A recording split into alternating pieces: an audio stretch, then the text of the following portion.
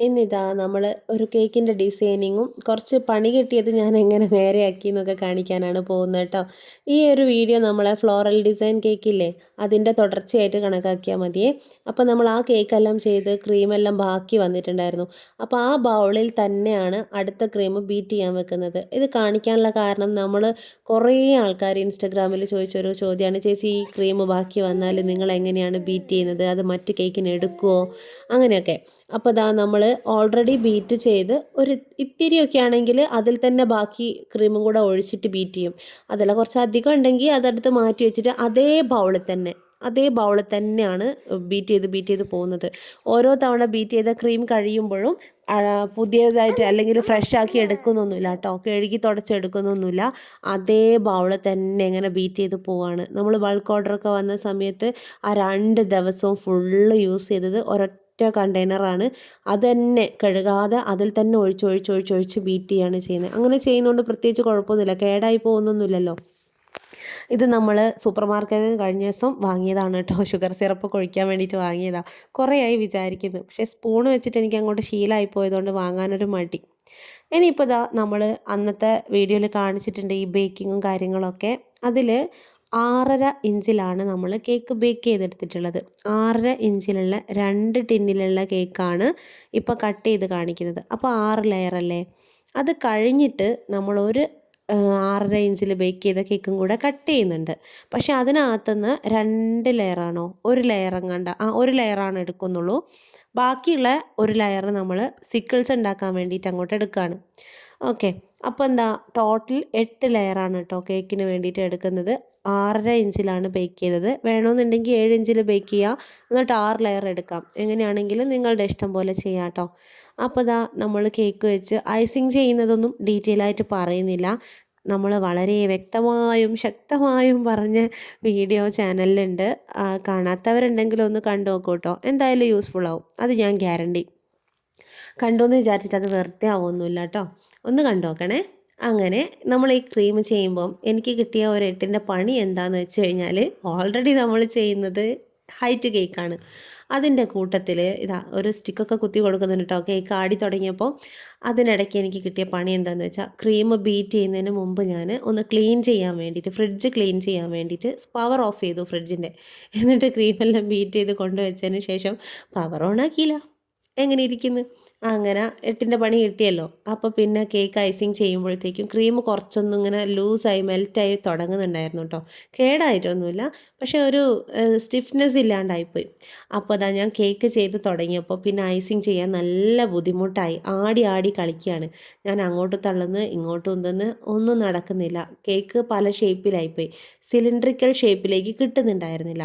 അപ്പോൾ പിന്നെ ഞാൻ ഒരു മറ്റേ ബാംബൂ സ്റ്റിക്കില്ലേ അതെല്ലാം കുത്തി കൊടുത്തിട്ടുണ്ട്. എന്നിട്ടും കേക്ക് ഇങ്ങനെ ആടി കളിക്കുക. ഓൾറെഡി നല്ല ക്രീമാണെങ്കിൽ തന്നെ കേക്കിന് ചെരുവും ആട്ടമൊക്കെ വരും ഹൈറ്റ് ചെയ്യുന്ന സമയത്ത്. പക്ഷേ ഇത് ക്രീമും കൂടെ ലൂസായപ്പോൾ തെന്നി പോകുന്ന പോലെ. മിൽക്ക് മെയ്ഡൊന്നും ലെയറിൽ കറക്റ്റ് ഒഴിക്കാനും പറ്റിയില്ല, കുറച്ചേ ഒഴിച്ചുള്ളൂ. അപ്പോൾ ഇതാ കുറച്ചും കൂടി ഹൈറ്റിലേക്ക് എത്തിയപ്പോൾ ഞാൻ പ്ലാസ്റ്റിക് ടവൽസാണ് കുത്തി കൊടുക്കുന്നത്. ആ കേക്കിൻ്റെ അതേ ഹൈറ്റിൽ കട്ട് ചെയ്തെടുത്തിട്ട് 2 എണ്ണം അപ്പുറത്തും ഇപ്പുറത്തും കുത്തി കൊടുത്തു. ഈ പ്ലാസ്റ്റിക് ഡവൽസ് നമുക്ക് കേക്കിൻ്റെ ഷോപ്പിൽ വാങ്ങിക്കാൻ കിട്ടുന്ന ഒരു സാധനമാണ്. ഒരെണ്ണത്തിന് 5 രൂപയോ അങ്ങനെ എന്തോ ആണ് കേട്ടോ റേറ്റ് വരുന്നത്. ഇതാ നമ്മളിനി കേക്കൊന്ന് കോട്ട് ചെയ്തെടുക്കുകയാണ്. സാധാരണ നമ്മൾ ചെയ്യാറെന്താ, ഫൈനൽ കോട്ടിലേക്ക്, അതായത് ക്രീം കോട്ട് അടിച്ച് ഫ്രിഡ്ജിൽ വെച്ച് സെറ്റ് ചെയ്യുക, അങ്ങനത്തെ പരിപാടികളൊന്നുമില്ല. ക്രീം കോട്ട് അടിക്കുന്നു, ഫൈനൽ കോട്ട് അടിക്കുന്നു, ഡിസൈനിങ് അടക്കം ചെയ്തതിന് ശേഷമാണ് നമ്മൾ കേക്ക് ഫ്രിഡ്ജിലോട്ട് പിന്നെ തിരിച്ചു വെക്കാറുള്ളൂ. പക്ഷേ ഈ കേക്ക് എനിക്ക് പണി തന്നത് കാരണം ഞാനിത് ഇതുപോലെ ഒന്ന് ക്രീം കോട്ട് ചെയ്തതിന് ശേഷം ഫ്രീസറിലോട്ട് വെച്ചിട്ടുണ്ട്. തലേന്ന് രാത്രിയാണ് കേട്ടോ ഇതൊക്കെ കാണുന്നത്. അതിപ്പോൾ ഫ്രീസറിൽ ഇരിക്കട്ടെ. അതിനിടയ്ക്ക് നമ്മൾ ബാക്കിയുള്ള ആ ലെയർ ഉണ്ടായിരുന്നല്ലോ അതൊന്ന് മിക്സിയിലിട്ട് ക്രഷ് ചെയ്തെടുത്തിട്ടുണ്ട്. കയ്യിൽ ഒരിത്തിരി നെയ്യോ അല്ലെങ്കിൽ ബട്ടറോ എന്തെങ്കിലുമൊക്കെ ഒട്ടിപ്പിടിക്കുന്നതിനാണ് കേട്ടോ. അതൊക്കെ ചെയ്തതിന് ശേഷം മിൽക്ക് മെയ്ഡ് ഒഴിച്ചിട്ടാണ് നമ്മളെപ്പോഴും സിക്കിൾസ് ഉണ്ടാക്കുന്നത്. എൻ്റെ അടുത്ത് നമ്മളെ സിക്കിൾസിൻ്റെ പ്രത്യേകതയായിട്ട് എല്ലാവരും പറയുന്നൊരു കാര്യം, ഭയങ്കര സോഫ്റ്റാണ്, ചൂയിയാണ്. എന്താണെന്ന് വെച്ചാൽ പുറത്ത് കടിക്കുന്ന സമയത്ത് ഹാർഡായിരിക്കും, പക്ഷെ ഉള്ളിലോട്ടങ്ങ് ബും പറഞ്ഞൊരു വീഴ്ച വീഴുന്ന പോലെ കേട്ടോ. അത് ഈ മിൽക്ക് മെയ്ഡ് ഒഴിക്കുന്നതുകൊണ്ടാണ്. ഗനാഷ് ആവുന്ന സമയത്ത് ടൈറ്റ് ആവുമല്ലോ, അത് ഹാർഡായിട്ട് വരും. അതുപോലെ ഈ സ്പൂൺ വെച്ചിട്ട് എടുക്കുന്നത് എന്തിനാണെന്ന് വെച്ചാൽ എല്ലാ ബോൾസിനും ഒരേ അളവിൽ ഷേപ്പ് കിട്ടാൻ വേണ്ടിയിട്ടാണ്. അതുപോലെ ശ്രദ്ധിക്കേണ്ട ഒരു കാര്യം, നമ്മളിത് ഉരുട്ടിയെടുക്കുന്ന സമയത്ത് വലുതായി പോവരുത്. ഈ ഒരു ബൗളിലെ ചെറിയൊരു നെല്ലിക്ക വലുപ്പത്തിൽ മതി, നാരങ്ങ വലുപ്പത്തിൽ എടുക്കണ്ട. അപ്പോൾ വലുതാണെങ്കിൽ നമ്മളതിൽ കുത്തിയിറക്കുന്ന സ്റ്റിക്ക് ഊരിപ്പോരും, ഊരിപ്പോരും കനം കൊണ്ട് കേട്ടോ. ഇത് ഡീറ്റെയിൽ ആയിട്ടുള്ള വീഡിയോ ഒന്നുമല്ല കേട്ടോ, ചെയ്യുന്നതിനിടയ്ക്ക് ജസ്റ്റ് നിങ്ങളെ കാണിച്ചു തന്നല്ലോ. ഡീറ്റെയിൽഡ് വീഡിയോ ഒക്കെ വരാനിരിക്കുന്നുണ്ട്. അപ്പോൾ അപ്പം തന്നെ നമ്മൾ ഒരു സ്റ്റിക്ക് തീർന്നു വെച്ചിട്ടുണ്ടായിരുന്നു കേട്ടോ. അങ്ങനെ ഞാൻ ബാമ്പൂ സ്റ്റിക്ക് തന്നെയാണ് ഇതിനും യൂസ് ചെയ്യുന്നത്. ഇനിയിപ്പോൾ ഈ രാത്രി എവിടെ പോയി വാങ്ങിക്കാനാ. അങ്ങനെ അത് മിൽക്ക് മെയ്ഡിൽ ഡിപ്പ് ചെയ്തതിന് ശേഷം ഇതിലോട്ടൊന്ന് കുത്തി ഇറക്കുന്നുണ്ട്. ഡയറക്റ്റ് ഇങ്ങനെ കുത്തി അങ്ങ് അമർത്തല്ല, അതിലേക്ക് വെച്ചതിന് ശേഷം നമ്മൾ ഈ സ്റ്റിക്ക് ഉണ്ടല്ലോ അങ്ങോട്ടും ഇങ്ങോട്ടും ഇങ്ങനെ തിരിച്ച് തിരിച്ച് കയറ്റൂലേ, അങ്ങോട്ടും ഇങ്ങോട്ടും അങ്ങോട്ടും ഇങ്ങോട്ടും അങ്ങനെ കയറ്റി എല്ലാം റെഡിയാക്കി വെച്ചിട്ടുണ്ട്. ഇനി ഇത് നമ്മൾ എന്താ ചെയ്യുക വെച്ചാൽ ഒരു പാത്രത്തിൽ ബട്ടർ പേപ്പർ ഇട്ടതിന് ശേഷം അതിൽ വെച്ചിട്ട് ഫ്രീസറിൽ വെക്കുന്നില്ല, ഫ്രിഡ്ജിലാണ് വെക്കുന്നത്. ഫ്രീസറിൽ വെച്ച് കഴിഞ്ഞാൽ പിറ്റേന്ന് നമ്മൾ കോട്ട് ചെയ്തെടുക്കുന്ന സമയത്ത് ക്രാക്സ് വീഴാനും വിള്ളലൊക്കെ വരും കേട്ടോ. അതുകൊണ്ട് ഞാൻ ഫ്രിഡ്ജിലാണ് സെറ്റ് ചെയ്തിട്ടുള്ളത്. ഇതിപ്പോൾ പിറ്റേന്ന് രാവിലെ ആയിട്ടുണ്ട്. അതിനിടയ്ക്ക് പറയാൻ വിട്ട ഒരു കാര്യം, നമ്മൾ ഫ്രീസറിൽ ഒരു കേക്ക് വെച്ചിട്ടുണ്ട് അല്ലേ, ക്രീം കോട്ട് ചെയ്തേ, അതിനെ എടുത്തിട്ട് ഉറങ്ങുന്നതിന് മുമ്പ് തന്നെ ഫ്രിഡ്ജിലോട്ട് വെച്ചിട്ടുണ്ട് കേട്ടോ. ഒരു അരമണിക്കൂർ മാത്രമാണ് ഫ്രീസറിൽ സെറ്റ് ചെയ്തിട്ടുള്ളൂ. അതങ്ങനെ ഇരുന്നിരുന്നിരുന്ന് ഒലിച്ച് വീഴണ്ടെന്ന് വിചാരിച്ചിട്ടാണ് അത് നമ്മൾ ഫ്രിഡ്ജിലോട്ട് എടുത്ത് വെച്ചിട്ടുണ്ട്. ഫ്രീസറിൽ തന്നെ ഓവർനൈറ്റൊക്കെ വെച്ച് കഴിഞ്ഞാൽ ഭയങ്കര ഹാർഡായി പോകും. ഇതാണെങ്കിൽ രാവിലെ 8 മണിക്ക് ഡെലിവറി ചെയ്യാനുള്ളൊരു കേക്കുമാണ്. അതുകൊണ്ട് നമ്മൾ തലേന്ന് തന്നെ ഫ്രിഡ്ജിലേക്ക് എടുത്ത് വെച്ചതിന് ശേഷമാണ് ഉറങ്ങിയത്. ഇനി നമ്മൾ കേക്കിൻ്റെ സിക്കിൾസിൻ്റെ ഗനാഷാണ് ഉണ്ടാക്കുന്നത്. വൈറ്റ് ചോക്ലേറ്റ് ഇങ്ങനെ ഗനാഷല്ല കേട്ടോ, മെൽറ്റ് ചെയ്യാണ്. സിക്കിൾസിന് വേണ്ടിയിട്ട് വൈറ്റ് ചോക്ലേറ്റ് ഗ്രേറ്റ് ചെയ്തിട്ടതിന് ശേഷം ഒരു പാത്രത്തിൽ തിളച്ച വെള്ളം എടുത്തിട്ട് അതിന് മുകളിലോട്ട് ഈ ഒരു മൂടിയല്ല പാത്രം എടുത്ത് ഇറക്കി വെച്ചു. ഇതിങ്ങനെ സെപ്പറേറ്റ് ഡബിൾ ബോയിലിംഗ് മെത്തേഡ് എല്ലാവർക്കും അറിയുന്നു. പക്ഷെ ഇതിങ്ങനെ കാണിക്കുന്നത് എന്തുകൊണ്ടാണെന്ന് വെച്ചാൽ, നമ്മൾ ശ്രദ്ധിക്കേണ്ട ഒരു കാര്യം, പെട്ടെന്ന് ഇത് കട്ട കുത്തിപ്പോവും. എന്തുകൊണ്ടാണെന്ന് വെച്ചാൽ അടിയിൽ നിന്നുള്ള ആവി ഉണ്ടല്ലോ, ചൂടുവെള്ളത്തിൻ്റെ ആവി മേലത്ത് കയറി ഈ ഒരു ചോക്ലേറ്റിലേക്ക് ആയി കഴിഞ്ഞാൽ പെട്ടെന്ന് പിന്നെ നമുക്കൊന്നും ചെയ്യാൻ പറ്റില്ല. അത് നല്ല രീതിയിൽ യൂസ് ചെയ്യാനും പറ്റില്ല, ജസ്റ്റ് അങ്ങനെ കഴിക്കുക എന്നുള്ള രീതിയിലേക്ക് ആയിപ്പോവും.